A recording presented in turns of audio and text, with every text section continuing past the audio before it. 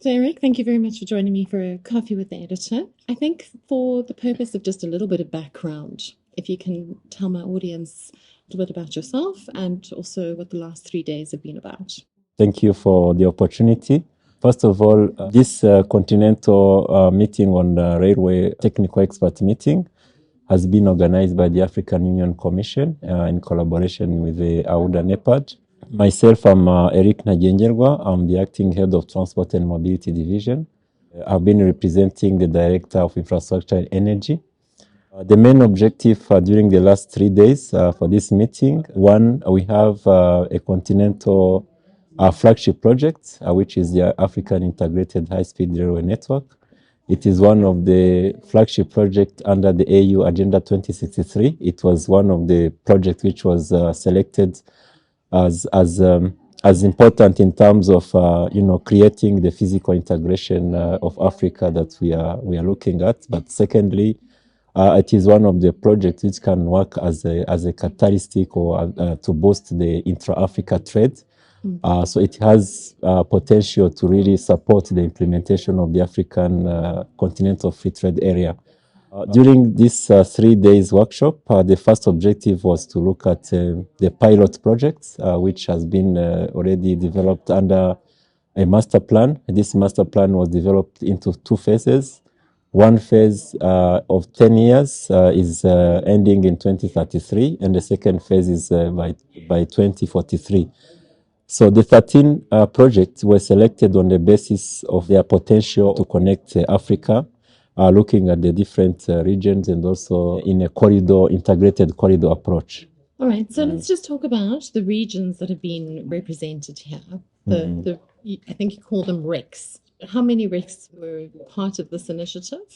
Fortunately, we had a very good participation by the RECs because their role is very critical when it comes to coordinating at regional level the implementation of projects. There are a lot of coordination aspects that are involved. I want to mention as well some of the corridor management institutions that were also invited, and some of them were represented, and also sub-regional groups when it comes to railway. Some of the RECs have managed to establish even some railway associations.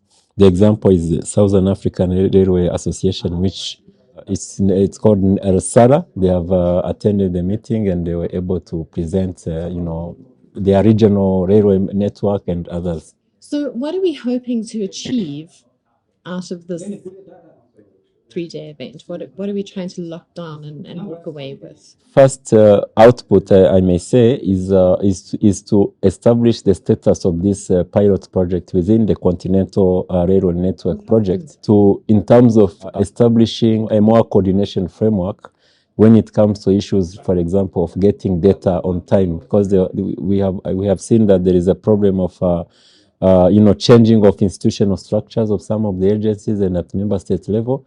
So we wanted, first of all, to make sure that we have a new contacts and networking, the way the member states communicate and also the regional communities.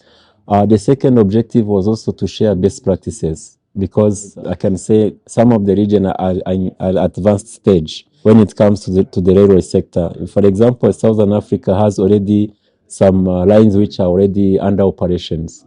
Other RECs, for example, Central Africa, which is ECAS, some of the lines were designed very long ago, but they are not operational. There was also that thing of getting best practices, sharing experiences, looking at some of the solutions, issues of standards of interoperability between the railway lines. Also, learning from each other on the issues of capacity building in terms of designing the railways projects, concluding the feasibility study. But also, importantly, is the role that AUDA NEPAD brought in, bringing the private sector, because we want to see these railway lines, which are requiring a lot of, resources, capital expenditure.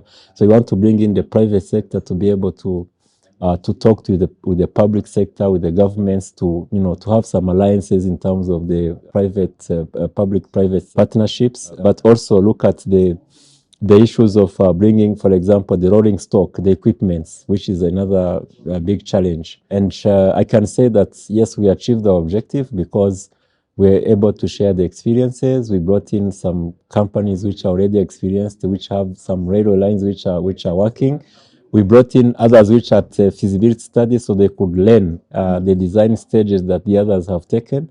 So that has been a very good success. It was achieved. But also, Auda NEPAD came in and presented on the tools that when you are looking at financing railway projects, what are the financing tools? What are the financing options you can use?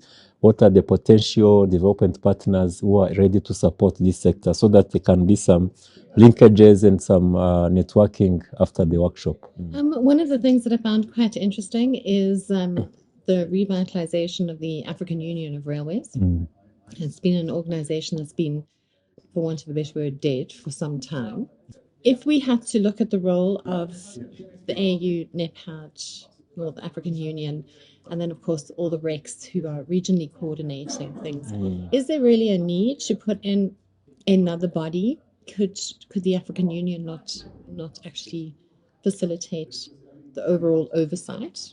Maybe I can give a bit of a background. The African Union of Railways, when this African Integrated High-Speed Railway project was approved as a flagship project, so there was a question to see what can be like an implementing agency for this very ambitious project.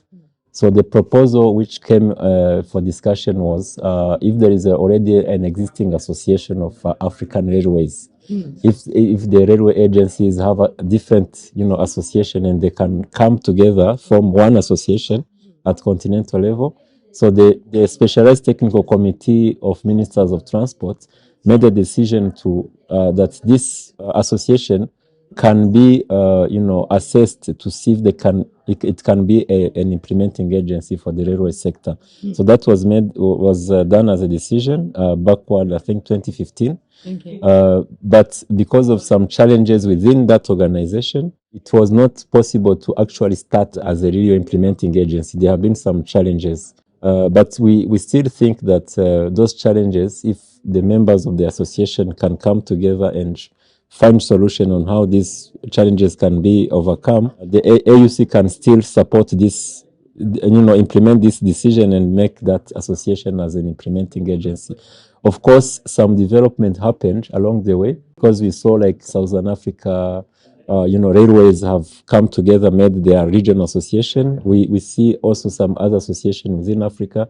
So there is a need to also consider what is existing now and then maybe strengthen that continental association and be able to designate it as an agency, as a specialized agency to govern and to support the implementation of the railway projects. So the projects that you have identified, I've seen the list, and then of course there's the two priority projects. One is, correct me if I'm wrong, one belongs to kind of like Tanzania, which is standard gauge. It is in the process of being implemented partially, and the other one involves Namibia and South Africa and Botswana. But by the sounds of it, the elements of that network, that won't be standard gauge, nor will it be high speed.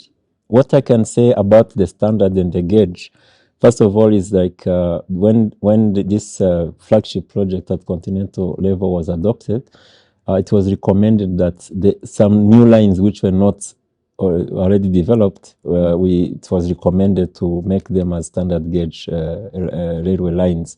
The reason is because the standard gauge in terms of the speed, we're looking at the, more speed to move, intra-Africa, a higher, axle load, the speed as well, and also the issue of decarbonisation of transport. It's very critical because a standard gauge railway line is the electrical line. So it will also address climate agenda. When it was adopted as standard gauge, there was a caveat which was put that some of the lines which are already using other gauges, especially within Southern Africa, we have Cape gauge. There are some other areas within Africa where you have meter gauge, especially when you see some of the lines in Central Africa, which were developed maybe during very long ago, some years ago, and even in Eastern Africa. So the idea was to design some norms, some technical solution in terms of interoperability so that the existing line cannot be removed completely, but we encourage the new to be standard gauge. but we also make sure that there is some technical solution to make sure there is a seamless connection, among the gauges. If it's a cap gauge, meter gauge, it can seamlessly connect to a standard gauge without any problem. All right, so if we take the African Continental Free Trade Agreement into account and the presentation that was given on day one, I think it was, there is clearly a very big need in order to meet the requirements of the African Continental Free Trade Agreement to have rail in place. So has rail now become like a priority for the African Union and like the whole NEPAD arrangement in order to support the objectives of the African Continental Free Trade Agreement? And will that give impetus to seeing some of the projects fast-tracked? Absolutely.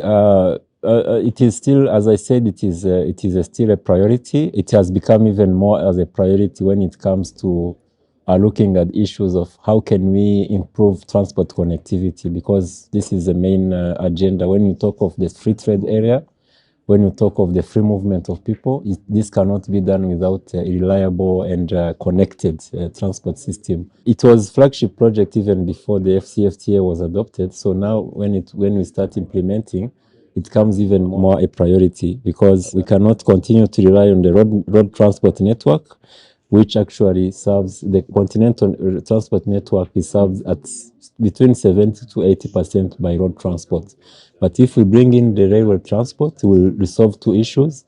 The network will be expanded, but we also resolve the issue of decarbonization, because the pollution and the contribution of CO2 emission by the road transport is very huge, and it is increasing year by year. But if we bring in the road transport, the railway, it will replace in some of the areas the road transport, and we'll be able to have a more dense and more efficient network. Thank you very much for your time, and I look forward to catching up with you again. Thank you very much. Sure.